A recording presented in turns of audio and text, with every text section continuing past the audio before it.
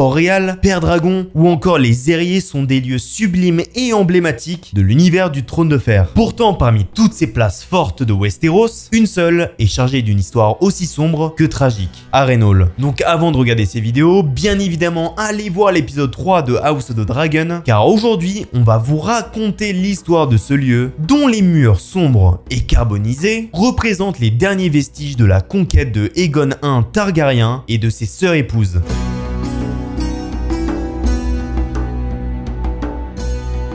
300 ans avant la conquête, les Fernets, habitant dans les îles de Fer, menaient la vie dure aux Westriens et entamèrent une série de violents assauts pour conquérir Westeros. Menés par le roi des îles de Fer, Arwyn Chenu dit La Poigne, un leader tyrannique, ils s'emparèrent du Conflent et y firent construire une imposante forteresse afin de consolider leur emprise. Le projet d'Arwyn Chenu était complètement démiurge et d'une arrogance folle. Construire une garnison capable d'accueillir 1 million d'hommes et plus de 1000 chevaux, dont les chambres seraient assez grandes pour héberger des géants. C'est ainsi que furent posées les premières fondations de la forteresse d'Harrenhal. La construction du château dura pendant 3 générations. À sa mort, Arwyn passa le flambeau à son fils, Alec Chenu, puis à son petit-fils, Arren Chenu, dit Arren le Noir, qui nomma la forteresse en son honneur. Dans les légendes des Mestres, il est dit que les ouvriers posèrent la dernière pierre le jour où Aegon, Rhaenys et Visenya atterrirent avec leurs dragons. Condescendant et stupide, Arren le Noir eut le malheur de provoquer Aegon, pensant les murs épais de sa forteresse impénétrable. Mais sur le dos de Balerion, la terreur noire, le premier roi des 7 couronnes survola la forteresse avant de l'incendier grâce aux flammes noires de son dragon. Arren et ses fils périrent dans d'atroces souffrances, brûlés vifs dans les hautes tours du donjon, transformant les solides murs d'Harrenhal en four crématoire, comme le raconte Tywin Lannister à Arya Stark dans la saison 2 de Game of Thrones. Arren and all his sons roasted alive within these walls.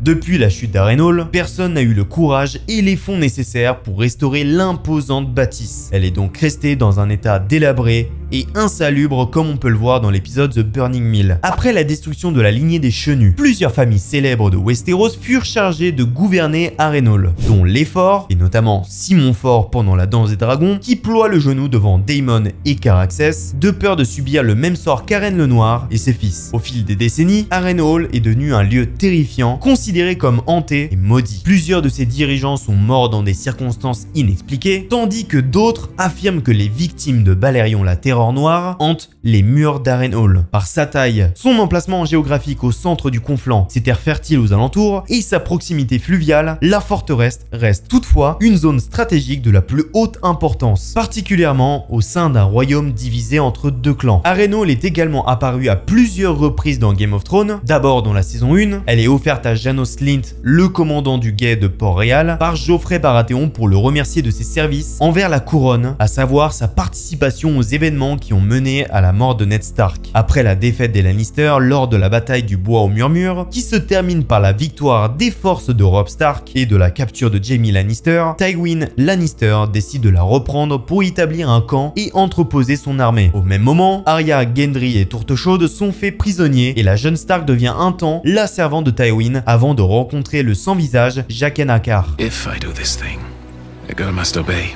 A girl will obey. À la fin de la saison 2, Joffrey Baratheon confie cette fois Harrenhal à Littlefinger pour le remercier d'avoir formé l'alliance entre les Lannister et les Tyrell, même s'il n'y mettra jamais les pieds. Harrenhal tombe finalement entre les mains de Robb Stark, dont il confie la gérance à Roose Bolton, alors encore son allié avant les événements du Red Wedding. My honor as a Tully, on my honor as a Stark. Let him go. Par la suite, pour renégocier son alliance avec les Stark, Walder Frey tentera de récupérer la forteresse en vain. Au cours de la saison 3, plusieurs personnages s'y rendront, dont Jaime et Brienne, dans une certaine scène marquante où la future chevalière affronte un ours à main nue avant d'être sauvée par le régicide. Harrenhal va malheureusement disparaître de la série puisqu'elle sera mentionnée uniquement dans les saisons 4 et 7. À la fin de Game of Thrones, elle est donc toujours inoccupée puisque son dernier dirigeant officiel, Littlefinger, est exécuté par Arya Stark, mettant un terme à la lignée des Baelish. Thank you for all your many lessons, Lord Baelish.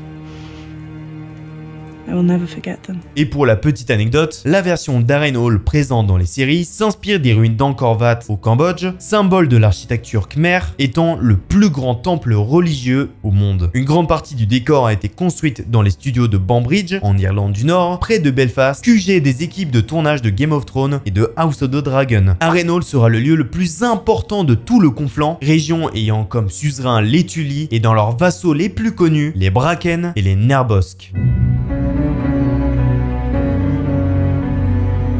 Comme l'a montré l'épisode précédent avec la lutte fratricide entre les frères Cargyle, la guerre entre le clan des Noirs et le clan des Verts commence à se répercuter sur leurs alliés, mais aussi leurs proches. Le petit peuple du Conflant, région stratégique, convoitée par les deux camps, en a fait les frais avec la première campagne militaire de la danse des dragons. La bataille du Moulin Brûlé, qui donne son nom au titre de l'épisode, oppose deux factions. D'un côté, les Bracken, soutien du clan des Verts, et de l'autre, les Nerbosques, Blackwoods, en version originale, maison qui a prêté allégeance au clan des Noirs. Historiquement, les Bracken et les Nerbosques entretiennent une rivalité millénaire dont les raisons ont été perdues depuis longtemps, comme l'évoque Simon Ford, l'actuel seigneur d'Harrenhal. Houses Bracken and Blackwood have long detested one another. Dans l'univers de George R.R. Martin, la famille Nerbosque est issue d'une maison noble, vassale des Tully, qui occupe le château de Vivseg, situé entre Harrenhal et les jumeaux. Les armoiries des Nerbosques sont reconnaissables par leur écu noir, frappé d'un baral blanc entouré de plusieurs corbeaux en plein vol, leur symbole est la marque de leur descendance royale, le sang des premiers hommes. Un peuple colonisateur de Westeros, venu d'Essos il y a plusieurs millénaires, coule dans leurs veines. La maison Bracken est aussi l'une des plus vieilles et des plus prestigieuses familles du Conflant, identifiable par son blason d'un cheval rouge sur un champ jaune. Tout comme les Nerbosques, ils seraient des descendants des premiers hommes. La querelle entre les deux maisons rivales remonterait à l'âge des héros, une période située entre moins 12 000 et moins 6 000 avant la conquête d'Aegon Targaryen. À titre de comparaison, la danse des dragons commence en l'an 129 après la conquête. Selon certains maîtres de la citadelle, la discorde entre ces deux peuples viendrait d'une dispute de territoire. Les Nerbosques prétendent qu'ils sont arrivés en premier dans le Conflant et que les Bracken ne sont que des vassaux qui ont tenté de leur prendre leur possession. De leur côté, les Bracken assurent que c'est exactement le contraire et impossible de savoir qui a raison au vu de l'ancienneté de leur origine. Dans la série, on peut voir deux chevaliers des deux camps se quereller à propos des limites de leurs frontières respectives, Aeron Bracken et Davos Nerbosque. La tension monte lorsque les deux garçons remettent en question leur serment d'allégeance, les Nerbosques à l'égard de Rhaenyra et les Bracken pour Aegon II. La bataille du Moulin Brûlé n'est pas montrée à l'écran, si ce n'est le cadavre d'Aeron Bracken qui gît au milieu du chaos, une épée enfoncée dans la gorge. Là où dans la série, ces deux personnages ont été créés par les scénaristes, dans le roman Feu et Sang de Martin, la bataille est pourtant d'une importance cruciale. Elle est provoquée par les Nerbosques qui envoient des pillards pour brûler les récoltes, tuer les animaux domestiques et détruire les villages des Bracken au nom des Noirs. En représailles, les rivaux décident d'envoyer une partie de leur armée pour les massacrer. Finalement, les deux hostes se croisent dans un campement sous le fameux moulin qui est incendié au cours de la bataille. Les Nerbosques sortent victorieux du conflit, comme la série semble l'indiquer en montrant uniquement la mort d'Aeron et non celle de Davos. On avait déjà eu un bref aperçu de la querelle ancestrale entre les Nerbosques et les Bracken, puisque dans l'épisode 4, Rhaenyra se rend à Accalmie contre son gré pour trouver un époux potentiel. Deux jeunes chevaliers se présentent devant elle, Jérel Bracken et William Nerbosque. Les deux sont rejetés par la princesse, mais après des moqueries du clan Bracken, les deux se battent en duel et William l'emporte finalement sur son adversaire. Protection? The princess has a dragon, you dumb cunt. Je passe maintenant la parole au maître Adrien qui va vous parler de tous les petits détails que vous avez probablement ratés dans l'épisode The Burning Mill.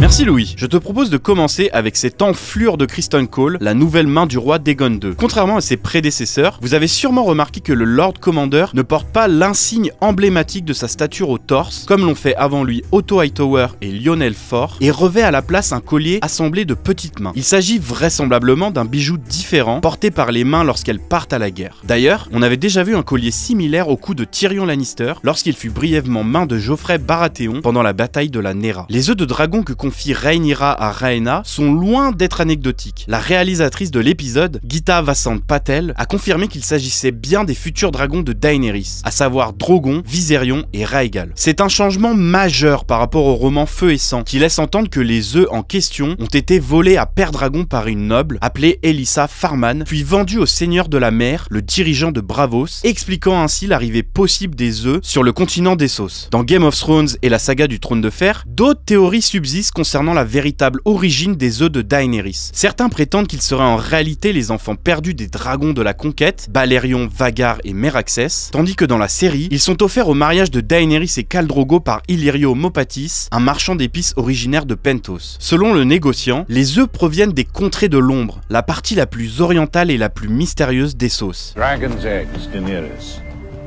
From the Shadowlands beyond the Shire. La série a donc tranché sur cette question, au risque de déplaire aux lecteurs des romans de Martin, qui n'ont toujours pas de réponse officielle pour le moment. Pour Louis et moi, la série fait le choix du pur fanservice, pas forcément nécessaire à l'intrigue, mais histoire de créer des ponts faciles entre House of the Dragon et Game of Thrones. L'épisode est toutefois coécrit par George R.R. Martin en personne, qui a donc validé ses différentes interprétations du lore. Quant au quatrième et dernier œuf de l'épisode, il pourrait s'agir de Point du Jour, la dragonne de Rhaena, qui pourrait le voir éclore pendant son séjour au Val. Le nom de Grover Tully est mentionné plusieurs fois au cours de l'épisode. À l'époque de la danse des dragons, il est le seigneur du Conflant et de Vivseg, le château ancestral de la maison Tully. Comme le souligne Simon Fort, Grover Tully est un suzerain vieux et fatigué qui ne pense qu'à pondre le plus d'héritiers possible avant de passer l'arme à gauche. Une mauvaise habitude de la maison Tully et de ses vassaux, comme nous le rappellera l'infâme Walder Frey dans Game of Thrones. Rhaenyra envoie Rhaena et ses 3 plus jeunes fils à l'abri dans le Val, demeure de Jane Arryn, la dame des Aériers. La maison des Arryn fait partie des plus solides alliés du clan des Noirs, puisque Rhaenyra est connectée aux Arryn par des liens de sang, sa mère Aemma Arryn ayant été la première épouse de Viserys. Dans le roman Feu et Sang, la reine légitime demande régulièrement de l'aide à Jane Arryn dans la guerre contre les Verts, si bien que la suzeraine du Val devrait finir par apparaître dans la série. À Port-Réal, Alicent reçoit la visite surprise de son frère, Gwen Hightower. Il décide de suivre Criston Cole en campagne, probablement sur ordre de son père Otto, qui doute clairement des capacités de la nouvelle main pour remporter la guerre, comme aperçu dans l'épisode 2. You know as well as I do that Aegon must be kept in check, as does Sir Criston, the two of them together. Alicent semble valider la stratégie de son père, heureuse de voir son frère accompagner son amant. Un choix plutôt ironique de la part des scénaristes de la série, quand on sait que les deux personnages se détestent dans Feu et Sang, après la défaite cuisante de Gwen face à Criston dans un tournoi donné par Viserys, pour célébrer son 5e anniversaire de mariage avec Alicent. Aegon II fait un grand honneur à Larys Fort en le nommant maître des chuchoteurs dans cet épisode. C'est un titre honorifique qui permet de siéger au conseil restreint du roi et qui a été instauré à l'époque du règne de Maegor Targaryen. On peut d'ailleurs établir un parallèle amusant dans cet épisode entre les clans des Noirs et des Verts. Si Larys devient le maître espion d'Aegon II, Rhaenyra fait officieusement la même chose avec Mysaria, qui lui livre tous les secrets du Donjon Rouge. D'autres personnages emblématiques de Game of Thrones ont tenu le rôle de maître des chuchoteurs, comme Varys, qu'il a été auprès d'Aerys Targaryen, alias le roi fou, mais aussi auprès de Robert puis Geoffrey Baratheon. Enfin, le maître déchu Qyburn deviendra celui de Cersei Lannister en plus de sa main lors de son putsch pour s'emparer du trône de fer à la fin de la saison 6. I now proclaim Cersei of the House Lannister, first of her name, Queen of the Andals and the First Men, Protector of the Seven Kingdoms. L'épisode nous en apprend un peu plus sur Ulf, dit Leblanc, un personnage apparu brièvement dans l'épisode 2. Si l'explication de ses origines vous a paru un peu floue, Ulf sera en réalité à moitié Targaryen. Il dit être le fils bâtard de Balon Targaryen, dit le Brave, lui-même fils du roi Jaehaerys Targaryen, Balon étant aussi et surtout le père de Viserys et Daemon, ce qui fait d'Ulf leur demi-frère, mais aussi l'oncle de Rhaenyra. Là encore, c'est une décision prise par la série, puisque la paternité d'Ulf n'a jamais été officiellement révélée dans Feu et Sang. Pour Louis et moi, il ne fait aucun doute qu'Ulf est un gros menteur et que son histoire ne tient pas la route. La serveuse de la taverne où Aegon II fait une entrée remarquée est en réalité Diana, la servante du Donjon Rouge, violée par le roi dans la saison 1. Si vous doutiez de la mixture que lui avait donnée Alicent pour éviter la naissance d'un bâtard, il s'agissait bien d'un sérum d'avortement et non d'un poison mortel pour la faire taire à jamais. Lorsque Rhaenyra se décide à lire la lettre d'Alicent envoyée pour la mort de Lucerys, on aperçoit brièvement son contenu, même s'il manque les derniers mots de chaque phrase. Voici ce qu'on peut lire. Rhaenyra, je t'écris, de crainte que, luttant à chaque heure qui passe, j'aimerais aussi te, auprès de la mère, avec l'espoir de... Voilà qui explique un peu mieux la décision très risquée de Rhaenyra de se rendre à Port-Réal pour discuter avec son ancienne meilleure amie. Si l'intégralité de la lettre est inconnue, on comprend bien qu'Alicent semble s'excuser, lui confier ses prières quotidiennes pour Lucerys, comme vu dans l'épisode A Son for a Son.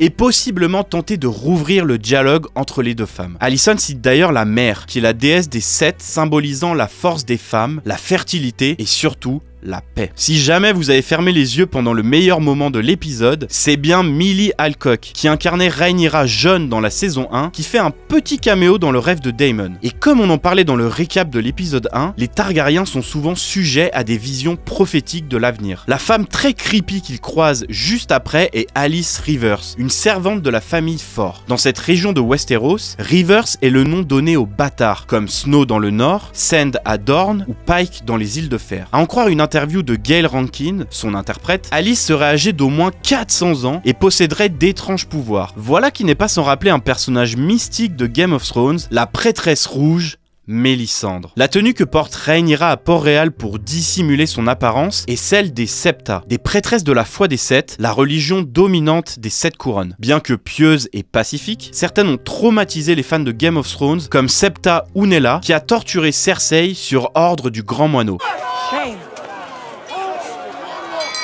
Par ailleurs, le personnage qui accompagne Rhaenyra à la capitale est Sir Laurent Marfeu, un chevalier de sa garde royale, qui est certainement son nouveau bouclier lige après la mort d'Eric Cargyle. Et pour finir sur une note plus légère, quoique un peu sanglante, l'assassinat de Jaehaerys et l'exécution de Sang et Fromage ont été rajoutés à la sublime tapisserie qui sert de générique d'intro à la série. Merci beaucoup Maître Adrien. Comme chaque semaine, nous passerons en revue les grandes lignes de chaque épisode. Donc on se retrouve la semaine prochaine pour l'épisode 4 de la saison 2 de House of the Dragon.